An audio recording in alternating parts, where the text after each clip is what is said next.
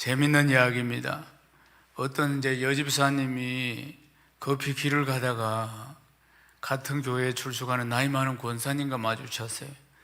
권사님이 물었어요. 집사님 어딜 가세요? 그러니까 학원에 좀 갑니다. 그러니까 무슨 학원 다니시는데? 그러니까 요즘 남편 잠소리가 너무 심해가지고 매일매일 반찬을 맛이 없니 못한다고 이런 소리 하고 자꾸 구박을 하고 그래서 학원에 다니고 있어요. 그러니까 권사님이 요리 학원 다녀요? 아니요. 그럼 어떤 학원 다녀요? 그러니까 유도 학원 다녀요. 그랬더니 버치기로 끝내보려고. 줄 때 그냥 잘 드시기 바랍니다. 또 하나 할까요? 이제 어떤 젊은 전도사님이 결혼을 했어요. 그래서 이제 신혼방에 가서 이제 신혼짐을 정리하고 있는데 보니까 이렇게 사각 상자가 하나 나왔어요. 사모님 가방에서. 그래서 이게 궁금해가지고 이게 뭐야 하고 물으니까 사모님이, 이 젊은 이제 신혼의 사모님이 이건 절대로 열어보면 안 돼요. 이건 내 비밀 창고예요. 절대로 당신 열어보면 안 돼요. 그랬어요. 그러니까 전도사님 궁금했지만은 아내가 자기 비밀 창고라고 하니까, 그러니까 박스라고 하니까 그래 알았다고 하고, 그리고 나서 이제 그거 잊어버리고 한 20년 살았어요. 20년 목회하면서 어느 날 이제 이사를 하게 되었는데, 이삿짐을 정리하다가 20년 전에 아내가 열어보지 말라고 한 그 상자가 탁 나왔어요.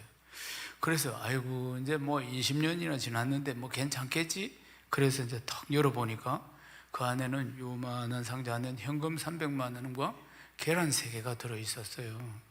그래서 이게 뭔고? 계란 3개가 들어있고 현금이 300만 원 들어있었어요. 그래서 이제 아내한테 이야기했어요. 내가 이삿짐 정리하다가 그거 당신 열어보지 말라고 한 당신 비밀 그 상자 그걸 내가 열어봐서 아니 열어보지 말라고 했잖아요. 그러니까 그래 나 궁금해서 20년 지났는데 어떨까 해서 열어봤다고. 그러니까 근데 그 안에 있는 계란이 뭐야? 그러니까 내가 당신하고 결혼해서 이제 당신 설교를 듣다가 졸음이 오거나 직이 오면은 그러면 계란을 하나씩 그렇게 그 상자에 넣기로 했어요. 아이고 그러면 20년 동안 내 설교를 들었는데 그러면 졸음 오는 설교가 3번밖에 없었다고 내가 정말 설교를 잘하는가 봐. 그러니까 그러면 300만 원은 뭐야? 그렇게 계란 파는 돈이에요.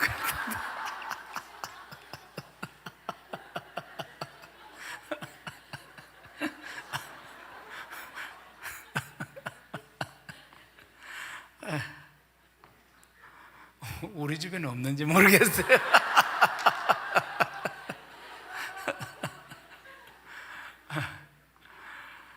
오늘 주시는 말씀을 나에게 주시는 말씀으로 아멘하고 받은 역사가 일어납니다. 사랑하는 여러분, 우리는 같이 함께 신앙생활을 하는데 기독교 신앙생활의 핵심이 무엇이겠습니까? 신앙생활의 핵심은 복음입니다.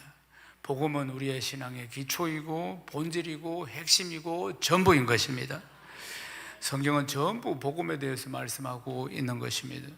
그렇다면 어떤 교회가 건강한 교회일까요?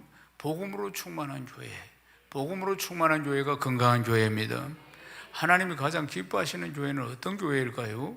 복음이 충만한 교회, 하나님이 기뻐하시는 교회인 것입니다.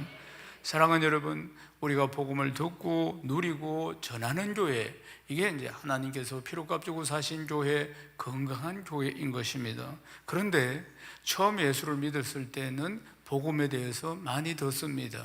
복음에 대해서 많이 듣고 또 복음을 통해서 예수를 믿고, 그러다가 이제 세월이 흐르면 복음보다는 다른 어떤 성경의 말씀들, 또 지식적인 말씀들, 성경의 역사 이런 것에 대한 흥미를 더 많이 가지면서, 그러면서 이제 착각하는 것이 복음이라는 것이 처음 예수 믿을 때 필요한 것이고, 시간이 흐르면은 복음이 별로 중요하지 않다고 생각하는 경향들이 있다는 사실입니다. 사랑하는 여러분, 그것은 참으로 잘못된 신앙관인 것입니다. 복음이 뭡니까? 성경은 복음의 핵심인 예수 그리스도에 대해서 말씀하고 있습니다. 복음은 예수 그리스도이십니다. 로마서 1장 2절에서 4절 말씀을 읽겠습니다. 이 복음은 하나님의 선지자들 통하여 그의 아들에 관하여 성경에 미리 약속하신 것이라. 그 아들에 관하여 말하면 육신으로는 다윗의 혈통에서 나셨고 성결의 영으로는 죽은 자들 가운데서 부활하사 능력으로 하나님의 아들로 선포되셨으니 곧 우리 주 예수 그리스도시니라. 아멘. 사랑하는 여러분, 우리가 예수를 믿는다는 것은 처음부터 끝까지 우리 인생의 알파가 되시고 오메가가 되시는 주 예수 그리스도가 우리 인생의, 우리의 신앙의 중심이 되시고 우리는 그 예수 그리스도를 믿고 누리는 것입니다. 복음이 내 신앙의 중심이 되고 예수 그리스도가 내 신앙의 중심이 되고 우리는 복음으로 살고 그리고 복음을 누리는 삶이 바로 신앙하는 삶이라는 것입니다. 신앙생활이 깊어질수록 복음을 더 깊이 알게 되는 것입니다. 복음의 능력을 더 깊이 체험하는 것이고 그리고 또 신앙이 깊어질수록 복음에 합당한 삶을 살고 또 그리고 또 신앙이 깊어질수록 복음을 더 많은 사람들에게 전하는 바로 그 인생이 정말 신앙생활을 잘하는 인생이고 그런 교회가 바로 복음에 사로잡힌 교회이고 건강한 교회, 복음으로 충만한 교회, 사도행전적인 교회, 하나님이 디자인하신 건강한 교회인 줄로 믿습니다. 고린도전서 9장 14절 말씀을 읽겠습니다. 이와 같이 주께서도 복음 전하는 자들이 복음으로 말미암아 살리라 명하셨느니라. 아멘. 복음으로 말미암아 살리라. 사랑하는 여러분, 그렇다면 좀 생뚱맞은 질문이지만 이런 질문을 하고 싶습니다. 왜 복음을 믿고 왜 예수를 믿습니까? 왜 복음을 믿고 왜 예수를 믿는가? 이 질문 앞에서 혹시나 내가 예수를 믿음으로써 나에게 주어지는 혜택이 많기 때문인가? 아니면 또 계산해 보니까 예수 안 믿는 것보다는 예수 믿는 것이 훨씬 내 인생에 유익할 것 같아서 예수를 믿습니까? 아닙니다. 이것을 우리가 예수를 믿는 목적과 예수를 믿는 이유를 분명히 해야 합니다. 우리가 예수를 믿는 궁극적인 목적, 진정한 이유는 끊어진 하나님과의 관계를 회복하기 위한 것입니다. 사랑하는 여러분, 우리가 예수를 믿는 궁극적인 목적과 이유는 하나님과의 끊어진 관계를 회복하기 위함이라는 것을 평생 잘 기억해야 합니다. 우리는 하나님 앞에 불순종한 죄인으로서 하나님과 원수가 된 자입니다.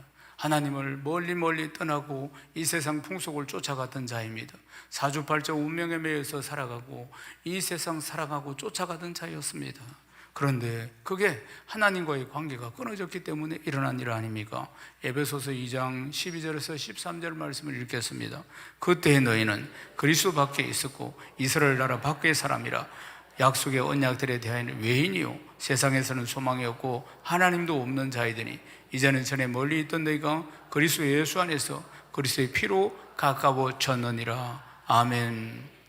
사랑이신 하나님께서 우리를 너무너무 사랑하셔서 하나밖에 없는 아들 예수 그리스도를 보내주셔서 죄의 삭은 사망일진데 내가 죽어야 할 그 자리에 내 과거의 죄, 내 현재의 죄, 내 미래의 모든 죄까지 우리 예수님이 다 담당해 주시고 마지막 십자가에서 숨지실 때 테텔레스타이, 내가 다 이루었다, 내가 너희들의 죄를 다 담당했다. 그래서 숨지시고 그리고 사흘 만에 사망 권세를 깨뜨리시고 부활하셔서 우리 죄를 다 담당해 주시고 화목제물이 되셨고 우리는 이제 하나님과의 관계가 회복된 것입니다.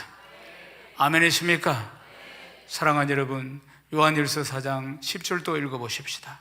사랑은 여기 있으니 우리가 하나님을 사랑한 것이 아니오 하나님 우리를 사랑하사 우리 죄를 속하기 위하여 화목제물로 그 아들을 보내셨습니다. 아멘. 우리는 이 세상 풍속을 쫓아가고 사주팔자 운명에 매여서 세상살이에 전전긍긍하고 세상을 낙으로 삼고 살아가고 있는데도 불구하고 하나님을 전혀 알지 못하고 믿지 못하는데도 불구하고 하나님은 우리는 얼마나 사랑하셨던지 지명하여 부르셔서 그날 예수 믿게 만들어서 예수를 믿게 하셔서 오늘 이 복된 자리까지 오게 하신 것입니다.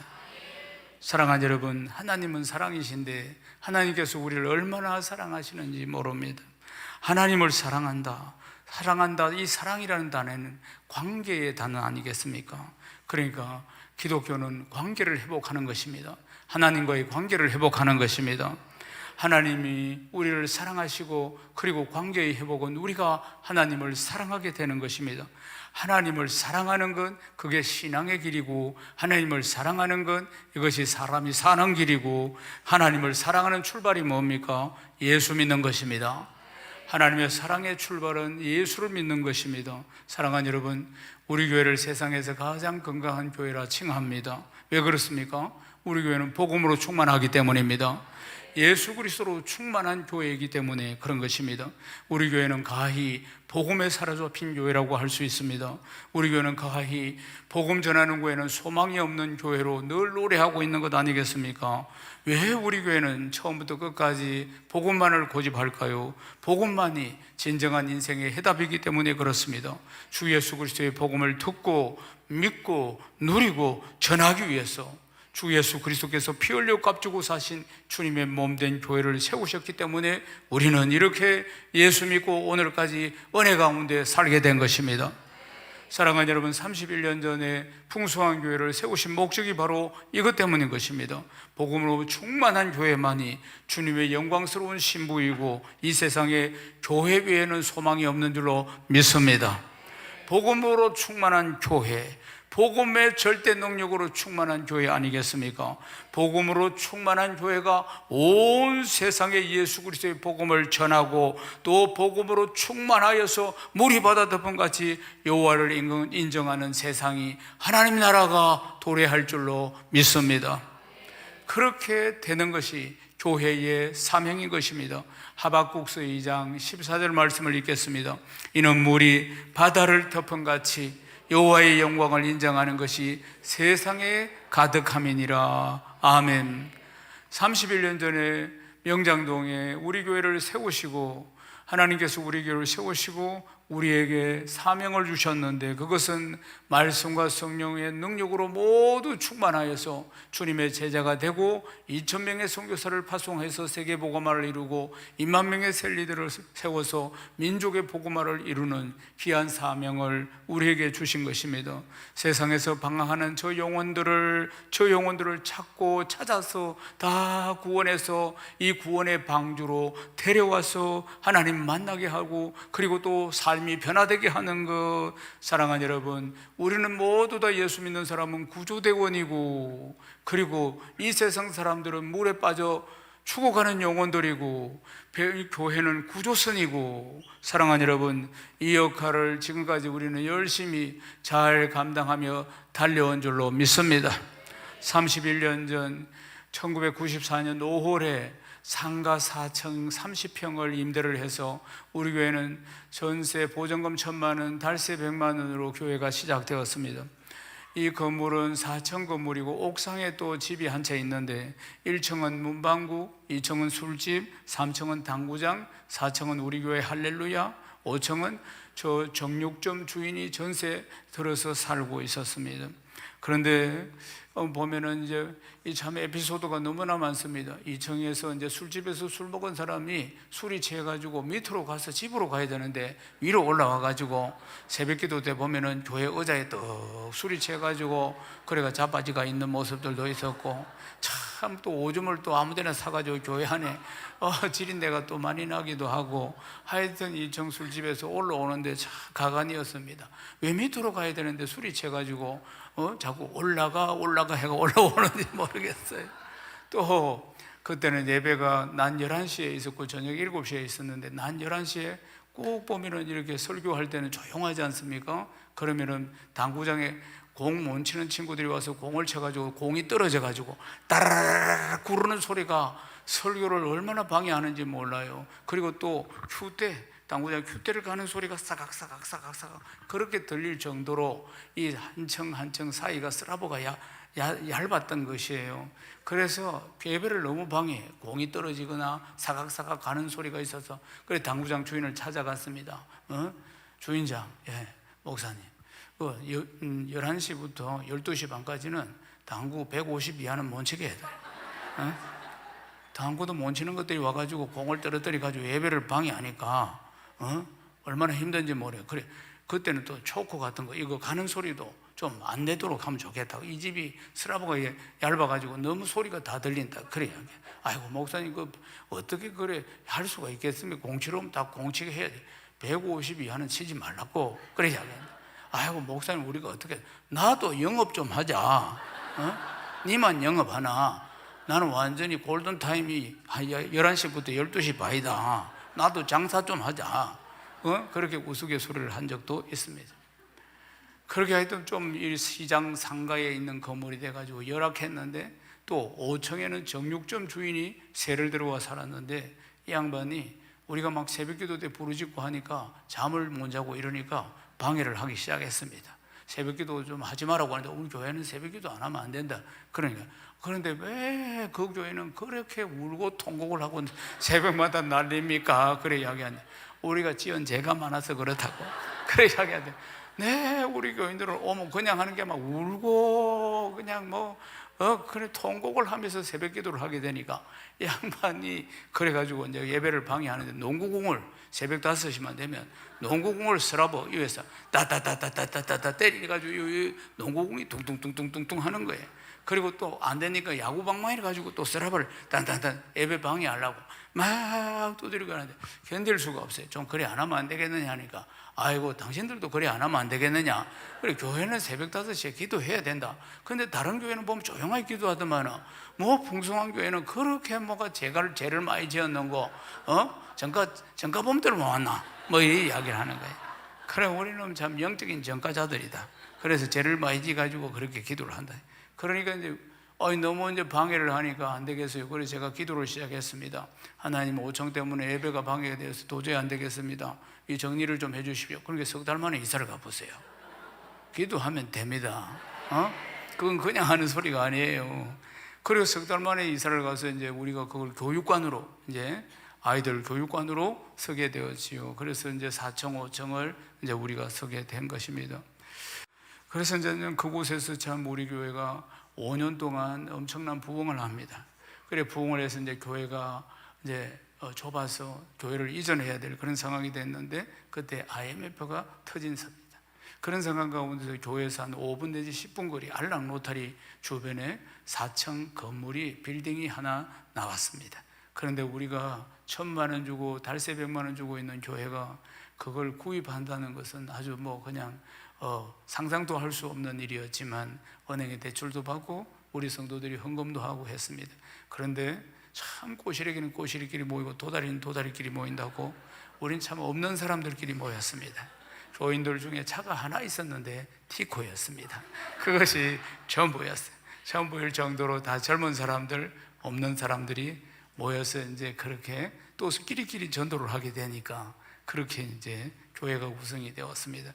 그러니까 그 빌딩을 하나 산다는 것은, 몇 억이나 되는 빌딩을 산다는 것은 상상도 할 수 없는 일이었지만, 우리 성도들이 믿음이 좋아서 그런 대출을 받고 또 헌금도 하고 해서 그 빌딩을 사게 되었습니다.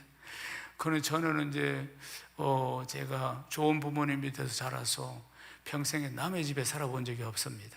태어날 때부터 우리 집이었으니까 허름하고 낡은 집이지만은 우리 아버지가 가진 집이 전세를 한 8칸을 놓고 그렇게 사는 집에 살았어요. 저는 집주인이 그렇게 하나님 다음으로 힘이 있는 줄 몰랐습니다. 4층 상가에 우리 교회를 할 때도 집주인은 대단했습니다. 뻑하면 나가라 하니까. 그리고 이제 우리가 진짜 이제 건물을 하나 사지 않습니까? 4층 건물을 사서 낭민동에 이사를 왔을 때 제가 제일 먼저 한 일이 뭐냐면, 벽에다가 이제 액자를 하나 걸기 위해서, 교회 간판을 걸기 위해서 큰 대못을 박는 일이었습니다. 4층에 살 때는 못도 못 박았습니다.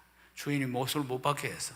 그래서 우리 집이니까 막 큰 대못을 빵빵빵 하면서 우리 집이다 했던 기억이 있습니다.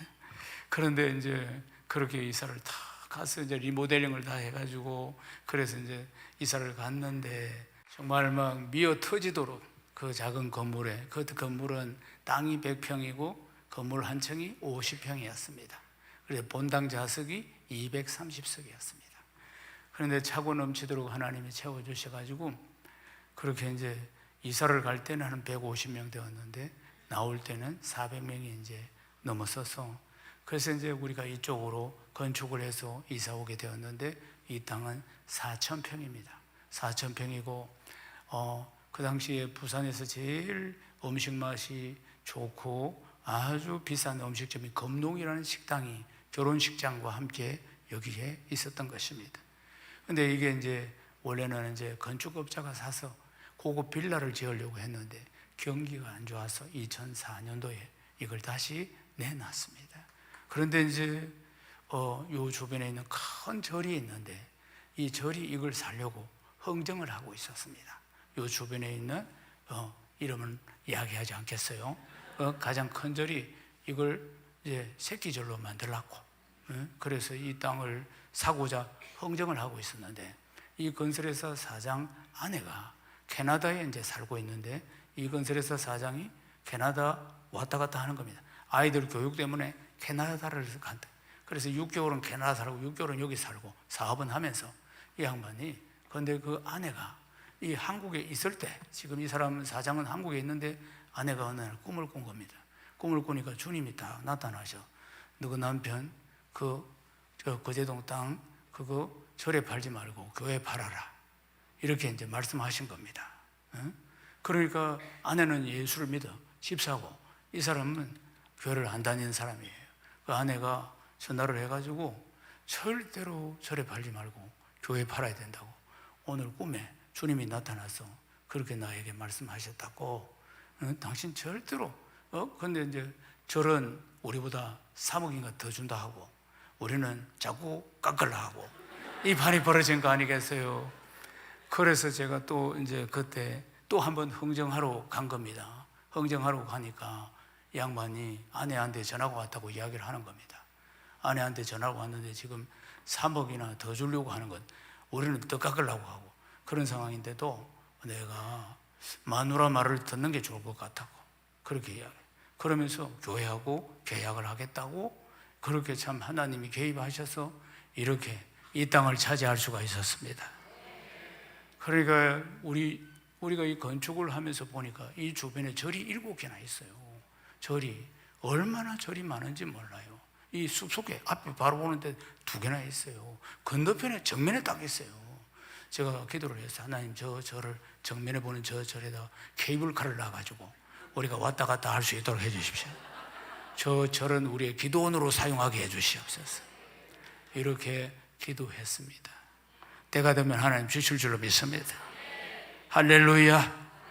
사랑하는 여러분, 정말 그때 우리 교인이 400명인데 그때 이제 평택에 큰 교회를 하는 목사님이 건축을 많이 하셔서 건축을 어떻게 해야 하는지에 대해서 이제 부흥회를 하게 되었습니다. 부흥회를 하게 되었는데 이 목사님이 한 30년 동안 부흥사여서 여러 교회를 다녔는데 이분이 마지막 딱 마치고 나서 저한테 이야기했습니다. 김 목사님 나 부흥사 30년에 난 이런 교회를 처음 봤어요. 아, 왜 그러십니까? 새벽기도에 400명이 있다고 오더만, 자석이 딱 요리 있으니까 400명이 있다고 오더만, 난 10시 반 집회에 400명이 오고 저녁 7시 집회에 400명이, 어떻게 4일 동안 그래 올 수 있느냐면, 직장도 있고 다 있는데 어떻게 다 새벽에는 올 수 있지, 직장 가기 전이니까. 그런데 낮 시간에도 400명이 오고 저녁 시간에도 400명이 오고 다음 날도 400명이 오고 또 400명이 오고 400명, 마칠 때까지 400명이 전부 꽉꽉 자리를 채우고, 나는 30년 내 봉사의 생활 이런 교회는 처음 봤다고 그래 이야기를 하는 거예요. 그래서 건강한 교회라고 하는갑다고. 그런 교회가 바로 우리 교회였습니다. 교회에서 뭘 한다고 하면 모든 삶의 우선순위가 교회에서 하는 일에 참석하는 것이 모든 삶의 우선순위, 그것이 건강한 교회인 것입니다. 그래서 세상에서 가장 건강한 교회 아니겠습니까? 그 400명, 이 400명이 헌신을 해서, 그래서 정말 이 땅을 차지하고 건축을 이렇게 아름답게 했습니다. 2006년도 9월에 우리가 이 건축을 하고 입당을 했는데, 저는 그 뒤로 10년 동안 교회에 오면 눈물이 그래 쏟아지는 것입니다. 하나님께서 이렇게 아름다운 교회를 주셨다는 것이 아마 대한민국에서 가장 뷰가 좋은, 아주 풍경이 좋은 우리 교회 아니겠습니까? 10년 동안 눈물이 쏟아지는데 목양실에서 밖을 쳐다보기만 하면 이렇게 아름다운 교회를 하나님이 우리에게 주신 것에 대해서 너무나 감격고 너무 감동이 되어서 지금도 참 자주 눈물이 납니다. 이런 좋은 환경에서 목회를 할 수 있도록 하신 하나님 정말 너무나 감사의 눈물입니다. 그런데 아직까지 우리가 성경 복원을 못 했는데 속히 복원하게 될 줄로 믿습니다. 사랑하는 여러분, 초대교회 여러 교회가 있었는데 오늘 우리가 이 보는 말씀 속에 나오는 에베소 교회, 에베소 교회는 사도 바울에게 좀 특별한 의미를 가진 교회였습니다. 사도행전 19장에 보면은 두란노 서원에서 2년이나 직접 제자들을 양육한 것을 비롯해서 또 사도 바울이 거의 3년 가까이 오랜 시간 동안 머물면서 양육한 교회가 바로 이 에베소 교회입니다. 그렇지만 소동이 나서 이제 사도 바울이 에베소를 떠나게 되고 마게도냐, 고린도, 아시아 이런 교회들을 방문해서 복음을 전하다가 사도행전 20장에 이제 3차 선교 여행 이 마지막 부분에 이제 해당될 때 사도 바울이 에베소로 가고 싶지만은 유대인들이 모이는 명절에 예루살렘으로 올라가서 복음을 전할 기회를 놓치지 않기 위해서 잠깐 밀레도 항구에서 배를 타기 직전에 에베소 교회 장로들을 불러놓고 건면하는 장면이 이것입니다. 사도행전 20장 19절에서 20절을 읽겠습니다. 고운 모든 겸손과 눈물이며 유대인의 관계로 말미암아 당한 시험을 참고 주를 숨긴 것과 유익한 것은 무엇이든지 공중 앞에서나 각집에서나 여러분에게 전하여 가르치고. 아멘. 에베소 교회 목회 중에서 사도 바울의 목회 중에 가장 두드러지는 장면이 바로 겸손과 눈물이었습니다. 정말 사도 바울은 눈물의 목회를 한 것입니다. 그것이 희생이었던 것입니다. 사명을 이루기 위해서는 반드시 희생이 따라오는 것입니다. 눈물 없는 희생이 어디 있겠습니까? 그러니까 여기 나오는 눈물이 이 헬라어를 보면 복수로 되어 있는데 끊임없이 눈물을 흘렸다는 것입니다. 사도 바울이 눈물을 흘렸다, 겸손의 눈물이다 이렇게 말씀합니다. 사랑하는 여러분, 겸손이라는 게 무엇이겠습니까? 겸손이라는 것이 내가 한 것이 아니고 하나님이 하셨습니다, 모든 영광을 하나님께 돌립니다 이렇게 말한다고 이 사람이 참 겸손하다 이렇게 말할 수 있겠습니까? 성경이 말씀하는 겸손은 차원이 다릅니다. 도덕적이거나 윤리적으로 어떤 자신의 업적이나 공로를 남들 앞에서 낮추어서 말하는 것이 겸손이 아닙니다. 디모데전서 1장 5절 말씀을 읽겠습니다. 미쁘다 모든 사람이 받을 만한 이 말이야. 그리스도 예수께서 죄인을 구원하시려고 세상에 임하셨다 하였도다. 죄인 중에 내가 괴순이라. 아멘. 겸손은 내가 하나님 앞에서 얼마나 큰 죄인인가, 내가 정말 갚을 수 없는 죄인이라는 것을 깨닫는 것이 겸손인 것입니다. 항상 내가 얼마나 큰 죄인인가를 깨닫는 것, 그것이 겸손이라는 것입니다. 내가 죄인이라는 사실을 아는 사람은 자기를 부인하게 되고 자기를 감추게 되는 것이고, 이것이 진정한 겸손이라는 것입니다. 자신의 실체를 죄인인 뼛속까지 새까만 오골개와 같은 죄인이라는 사실을 실제로 잘 깨닫는 사람, 그러면은 다 하나님 앞에서 다 내려놓게 될 것입니다. 자기를 포기하는 것, 이것이 바로 내가 낸데 하는 것을 포기하는 것, 내가 죄인임을 확실히 깨닫는 것, 이것이 겸손이라는 것입니다. 사도행전 20장 21절을 읽겠습니다. 유대인과 헬라인들에게 하나님에 대한 회개와 우리 주 예수 그리스도에 대한 믿음을 정언한 것이라. 아멘. 사도 바울이 에베소 교회에 가르친 내용이 이겁니다. 하나님에 대한 회개, 예수 그리스도에 대한 믿음, 예수 그리스도의 믿음과 하나님에 대한 회개인 것입니다. 이런 가르침 때문에 사도 바울이 죽음과 희생을 각오해야만 했습니다. 지금도 이 복음을 전하기 위해서 지금 예루살렘으로 올라가는데, 예루살렘에 올라가면 반드시 결박당하고 예루살렘에 올라가면 반드시 환난을 당하게 되어 있습니다. 그걸 알면서도 사도 바울은 예루살렘으로 올라가는 것입니다. 사도행전 20장 22절에서 23절을 읽겠습니다. 보라, 이제 나는 성령에 매여 예루살렘으로 가는데 거기서 무슨 일을 당할는지 알지 못하노라. 오직 성령이 각성해서 내게 정언하여 결박과 환난이 나를 기다린다 하시나. 아멘. 사도 바울의 희생이 구체적이었습니다. 겸손과 눈물로 뒤범벅이 된 사도 바울의 희생적인 그런 삶이 있었기 때문에 그 뒤를 따라오는 이들도 다 그렇게 아름다운 삶을 살고 아름다운 추억을 남길 수가 있었던 것입니다. 사도행전 20장 24절을 읽겠습니다. 내가 달려갈 길과 주 예수께 받은 사명 곧 하나님의 은혜의 복음을 전가한 일을 마치려면 나의 생명조차 조금도 귀한 것으로 여기지 아니하노라. 십자가 가는 길은 눈물 없이는 갈 수 없는 길이라고 하지 않습니까? 자신의 생명조차도 조금도 귀한 것으로 여기지 아니하노라. 눈물 없는 희생, 희생 없는 신앙은 결코 없는 것입니다.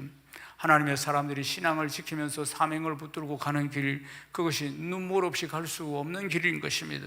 그 눈물은 후회하는 눈물이나 좌절하는 눈물이 아닙니다. 낙심과 원통의 눈물 또한 아닙니다. 희생의 길은 고난의 길이지만 영광의 길이고, 성령께서 이끄시지 않으면 누구도 그 길을 갈 수도 없는 길이기에 눈물로 가게 되는 것입니다. 그 눈물은 영광의 눈물인 줄로 믿습니다. 성경은 말씀합니다. 의인은 고난이 많다고 말입니다. 시편 34편 19절을 읽겠습니다.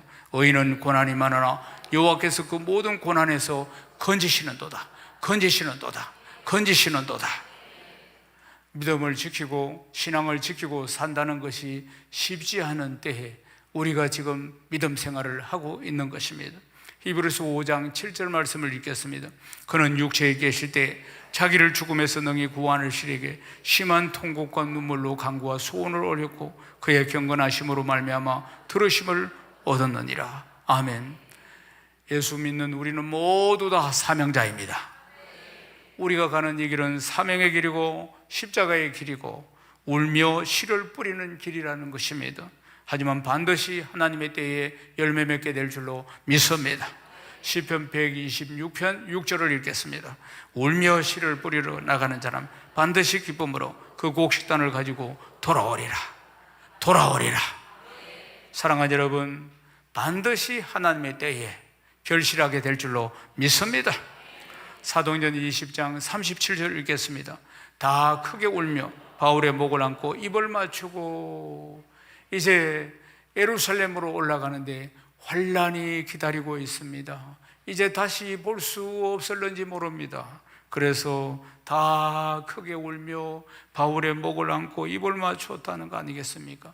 눈물 바다가 되는 장면들을 볼 수가 있습니다. 요한계시록 21장 3절에서 4절 말씀을 읽겠습니다. 내가 들으니 보좌에서 큰 음성이 나서 이르되 보라, 하나님의 장막이 사람들과 함께 있으며 하나님이 그들과 함께 계시리니 그들은 하나님의 백성이 되고 하나님은 친히 그들과 함께 계셔서 모든 눈물을 그 눈에서 닦아주시니 다시는 사망이 없고 애통하는 것이나 호가는 것이나 아픈 것이 다시 있지 아니하리니 처음 그들이 다 지나갔음이라. 다 지나갔음이라. 보좌에 계신 이가 친히 그들과 함께 계셔서 모든 눈물을 그 눈에서 닦아주신다는 것입니다. 이것이 우리의 보상인 것입니다. 우리가 흘리는 눈물은 잠깐이고 영원한 고난이 아니라 잠시 잠깐 지나가는 눈물인 것입니다. 이 눈물 뒤에는 반드시 주님의 위로가 있는 눈물인 것입니다. 사랑하는 여러분, 그래서 열매 맺게 하는 눈물인 것입니다. 사랑하는 여러분, 지금까지 우리 교회는 31년 동안 눈물로 씨를 뿌리면서 달려온 교회 아니겠습니까? 하나님 나라는 겨자씨 한 알처럼 눈에 보이지 않는 작은 희생으로 시작되기 때문에 그런 것입니다. 겨자씨 한 알만한 믿음이 있어도 이 산을 들어서 바다에 던지우리라 하셨습니다. 우리는 31년 동안 몸된 교회를 섬기면서 수많은 표적과 기사들 속에서 하나님 살아계신 증거들을 보며 지금까지 달려오게 된 것입니다. 사랑하는 여러분, 이제 31주년을 맞이했습니다.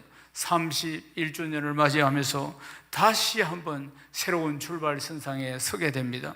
우리가 지금까지 전력 질주하며 달려온 것처럼 앞으로도 우리가 가야 할 길 역시도 눈물로 한 알의 씨앗을 심는 일일 것입니다. 이것이 바로 우리가 가야 할 사명의 길인 것입니다. 사명을 발견한 사람은 뒤로 물러나지 않습니다. 달려갑니다. 하나님 나라를 위한 사명을 가진 사람은 자기 목숨보다도 이 사명이 더 귀하다는 것을 알고 있는 사람입니다. 사람은 세 종류의 사람이 있다고 합니다. 첫째는 없으면 좋겠다는 사람이 있고, 둘째는 있어야만 한 사람이 있고, 그리고 세 번째는 누군가에게 꼭 필요한 사람이 있습니다. 이 사람 없으면 안 된다고 하는 그 사람이 바로 사명자인 것입니다. 자기 자신만을 위해서 살아온 사람은 다른 사람에게는 마마 필요 없는 사람이 될 것입니다. 있으나마나 한 사람이 될 것입니다. 사도행전 20장 24절 또 한 번 더 읽어보겠습니다. 내가 달려갈 길과 주의 소개받은 사명 곧 하나님의 은혜의 복음을 전거하는 일을 마치려면 내 생명조차도 조금 더 귀한 것으로 여기지 아니하노라. 아멘. 인생은 마치 장사하는 것과 같습니다. 미치는 장사를 해서는 안 될 것입니다. 작은 것을 투자해서 큰 것을 남기는 장사꾼이 되어야 합니다. 내 인생이 장사라 이 말입니다.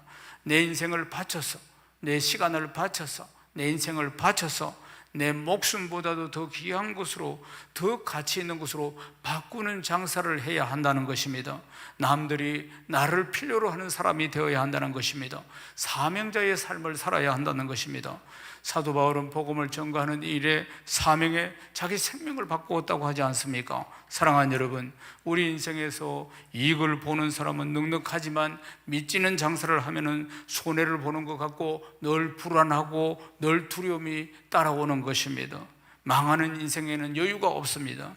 세상에서 더 높은 것을 바라보고 헛된 것으로 바꾸려고 하는 인생은 늘 불안하고 두렵다는 사실입니다. 사랑하는 여러분, 사도 바울은 이 세상에 있는 모든 것들을 다 배설물로 여겼다는 거 아닙니까? 세상적인 가치관에서 성경적인 가치관으로, 하나님 나라 가치관으로 바뀌어야 합니다. 아멘이십니까? 1950년대에 이런 일이 있었습니다. 1950년대에 강원도 어떤 깊은 산골에 상수라는 아이가 있었습니다. 그런데 어느 날 이 상수가, 이 초등학교 다니는 이 상수가 큰아버지로부터 노란 고무신 한 켤레를 선물로 받게 됩니다. 난생 처음 새 고무신, 그것도 노란 고무신을 선물로 받아놓으니까 이 상수가 그 고무신을 신고 다니는 것이 너무나 아까우니까, 그러니까 가방에 넣어 다니거나 품에 넣어 다니거나 들고 다니거나 그랬던 것입니다. 한 번은 상수가 겨울에서 노란 고무신을 꺼내가지고 씻다가 그만 한 짝을 놓치고 말았습니다. 고무신이 물살을 타고 내려갑니다. 상수는 고무신을 건지려고 들어가다가 물이 더 깊어지니까 들어갈 수가 없어서 그냥 개울을 따라서 갑니다. 그래서 무작정 개울을 따라갑니다. 가다 보니까 이 고무신이 떠내려가다가 큰 강으로 흘러 들어갑니다.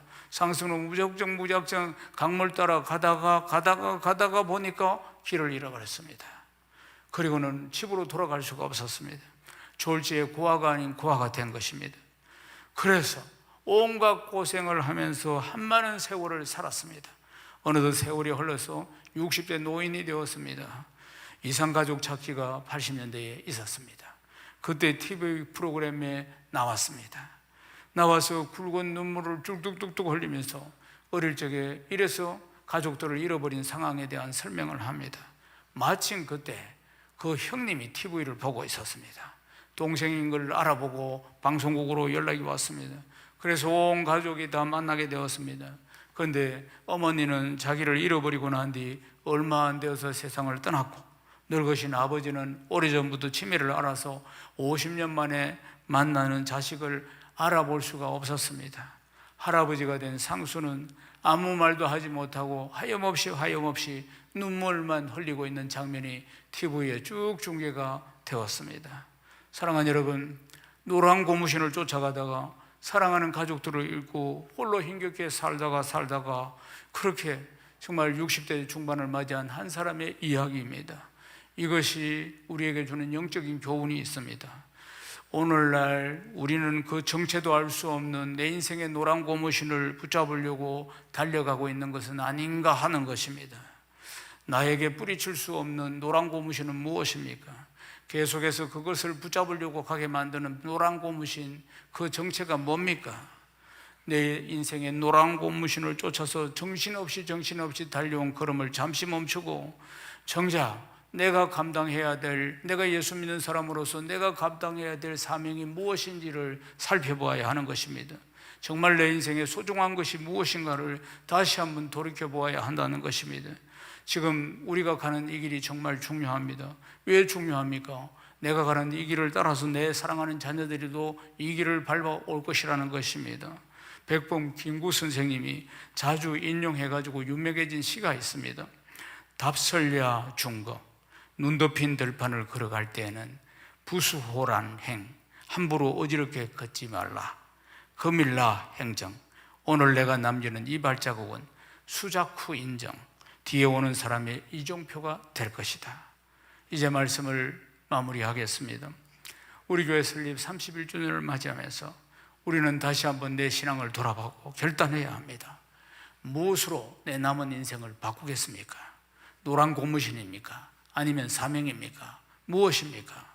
하나님께서 쓰라고 하실 때 쓰고 하나님이 바꾸라고 하실 때 바꾸는 사람이 지혜로운 사람이고 쓰임받는 인생인 줄로 믿습니다.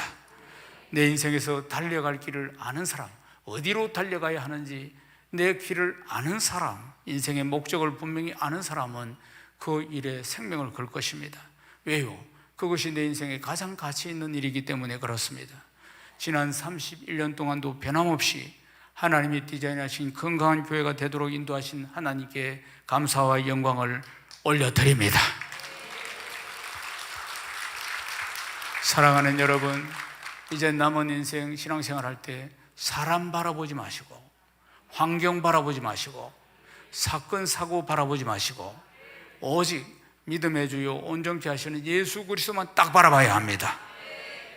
그래서 예수 그리스도만 딱 바라보고 말씀과 성령의 능력으로 2002만 세계비전을 이루는 그날까지 한결같이 달려가는 아름답고 행복한 풍성한 가족들 다 되시기를 주님의 이름으로 축원합니다. 축원합니다. 하나님께 영광입니다.